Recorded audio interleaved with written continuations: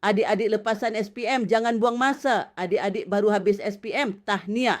Tapi ingat, ini bukan masa untuk tidur 12 jam sehari. Ini masa untuk bina hidup. Sementara tunggu sambung belajar, buat sesuatu yang boleh naikkan nilai diri. Belajar skill baru, graphic design, editing, coding, marketing. Join kursus-kursus online, banyak yang free. Cari pengalaman kerja part-time, biar kecil tapi ia ajar disiplin. Dan paling penting, mula simpan duit.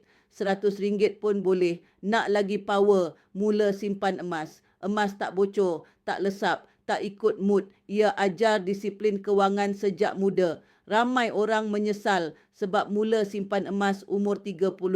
Kalau kau mula umur 18, hidup kau 10 tahun lagi dah lain level. Jadi adik-adik, sementara tunggu keputusan masa depan, bina diri, tambah skill dan mula simpan emas. Bila umur naik, kau akan bersyukur sebab mula awal. Nak mula simpan emas, WhatsApp akak sekarang. Akak bantu yang terbaik.